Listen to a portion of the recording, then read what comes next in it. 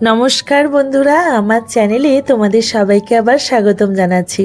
তো সকাল সকাল বাজারে এসে গিয়েছি আর দেখো একদম টাটকা চিংড়ি থেকে শুরু করে অনেক কিছু মাছ কিনতে এসেছি। আর আজকের ভিডিওটি কি নিয়ে থাকছে তোমাদের সাথে তো অবশ্যই শেয়ার করব। তার আগে চলো দেখে নিই কী কী এখানে মাছ কিনছি। তো ছোট চিংড়ি নিলাম, বড় চিংড়ি নিলাম, তার সাথে একটু পুঁই শাক নিয়ে নিচ্ছি আর এখানে একটু টমেটো নিচ্ছি। আর তার সাথে দেখো কুমড়োগুলো কিন্তু বেশ টাটকা, কুমড়ো আর কাঁচা লঙ্কাও নিয়ে নিলাম। আর এখানে পাবদা মাছও কিছু নিয়ে নিচ্ছি। দেখো পাবদা মাছগুলো ভীষণ ফ্রেশ রয়েছে, তো এগুলো বেছে দিচ্ছে আর কি। আর এই বড় কাতলা মাছটা নিলাম, আর তার সাথে রয়েছে এই যে ভেটকি মাছের ফিলে। আর এখানে কিছু সবজি নিয়ে নিচ্ছি। কেন নিচ্ছি বা কিসের জন্য নিচ্ছি তোমাদের সাথে সবটাই আস্তে আস্তে শেয়ার করব। তো চলো এবার বাড়ির পথে যাওয়া যাক। তো আমি বাড়ি ফিরে গিয়েছি। এইবারে আমি সব সবজিগুলোকে ধুয়ে নিয়েছি। দেখো এখানে সব সবজি কেটে সাজিয়ে রেখেছি এক এক করে রান্নায় বসাবো বলে। তো এখানে ভাজাভুজির কিছু জিনিস কেটে রেখেছি, যেমন বেগুন ভাজা, আলু ভাজা, পটল ভাজা, আরও অনেক কিছু রয়েছে, পরে পরে তোমাদের সাথে শেয়ার করব। আর তার সাথে কাতলা মাছ রয়েছে, এই দেখো বড় সাইজের একদম। আর চিংড়ি মাছ, ছোট চিংড়ি রয়েছে, ভেটকি মাছের ফিলে রয়েছে, পাবদা মাছ রয়েছে, আর চিংড়ি মাছ রয়েছে। খুব অল্প এবারে নিয়েছি। কেন নিয়েছি সেটা অবশ্যই বলবো, তোমরা ভাববে কেন অল্প বললাম। তো পরবর্তীতে আমি তোমাদের সাথে শেয়ার করছি। আর এখানে একটু চিকেন রয়েছে, যদিও চিকেনটা কিন্তু আমার এই পারপাস লাগবে না, জাস্ট এনেছি, অন্যদিন হবে। তো দেখো এখানে সব মাছ আমি ধুয়ে নিয়েছি ভালোভাবে, আর তার সাথে সবজিগুলোকেও ভালোভাবে কেটে ধুয়ে নিয়েছি। তো দেখো সবজিগুলো ধোয়া কমপ্লিট হয়ে গেছে। আর এই দেখো এখানে আমি সাজিয়ে রেখে দিয়েছি, এক এক করে রান্না বসাবো আর সব কিছু সেই জন্য রেডি করে নিয়েছি। তো চলো এবার তোমাদের বলি আজকে কি রয়েছে। আজকে আমার শ্বশুরমশাই মানে আমার বাবার জন্মদিন করছি। প্রত্যেক বছরই করি, এটা নতুন না, কিন্তু তোমাদের সাথে শেয়ার করছি হয়তো এই বছরই। তো দেখো এখানে আলু ভাজা দিয়ে দিলাম, এখানে বেগুন ভাজাও হয়ে গিয়েছে আর কি। তো সেগুলো তো আর ক্লিপ নেওয়া সম্ভব হয়নি, ভিডিওটি অনেক বড় অমনিই হয়ে গিয়েছে, তো আরও ভিডিওটি বড় হতে থাকবে।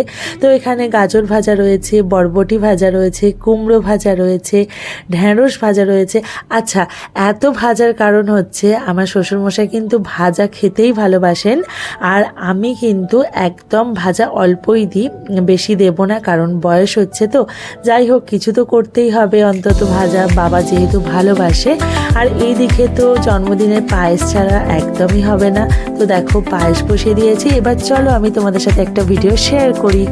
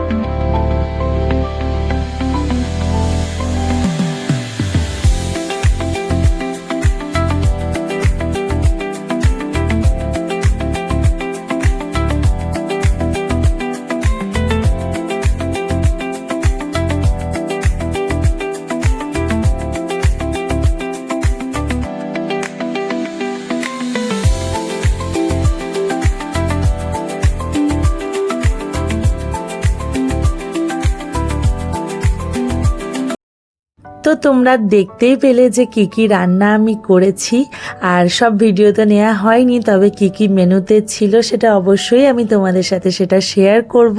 তো দেখো আমিও রেডি হয়ে গিয়েছি, রান্না টান্না করে একটু ক্লান্ত বটে, কিন্তু আমার কিন্তু ভীষণ এনার্জি সব ব্যাপারে, তো আমি চটপট রেডি হতেও পারি।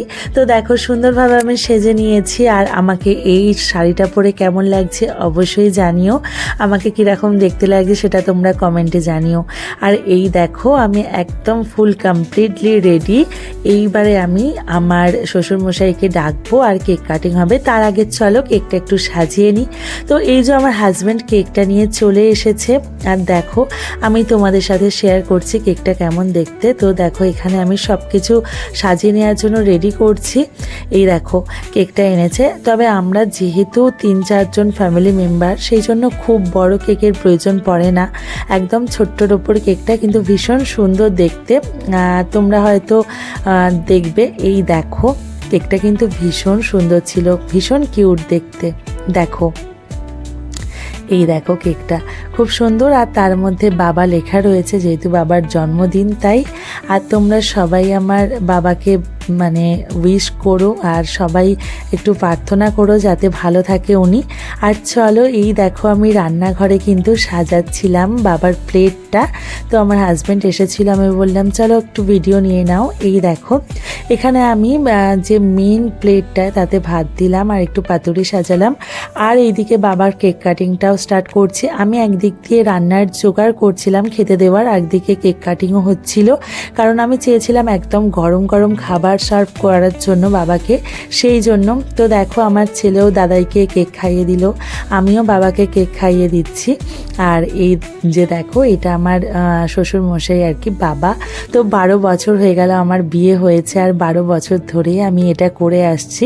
আর এই যে এটা আমার হাজব্যান্ড, তোমাদের সাথে পরিচয় করিয়ে দিই। আর এই দেখো এখানে আমি সব কিছু রেডি করছি। তো চলো একটু তোমাদের সাথে শেয়ার করি আমি কিভাবে রেডি করি।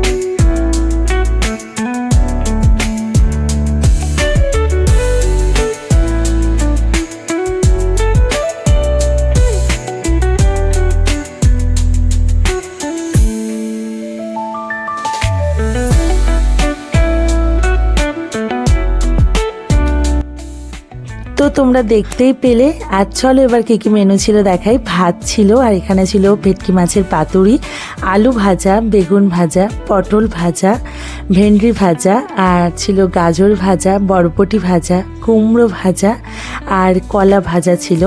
আর এদিকে ছিল উচ্ছে চচ্চড়ি, একটি ডাল ছিল যেটি মসুর ডাল দিয়ে নারকেল দিয়ে বানাই, এটা স্পেশালি বাবার জন্য, বাবা ভীষণ ভালোবাসে। আর পুঁই শাক ছিল চিংড়ি মাছ দিয়ে, স্যালাড, দই, আর এখানে রয়েছে কাতলা মাছের কালিয়া, পাবদা মাছ দিয়ে সর্ষে বাটা দিয়ে, আর চিংড়ি মাছের মালাইকারি, মিষ্টি, এখানেও রয়েছে 5 রকমের মিষ্টি, পায়েস আর চাটনি।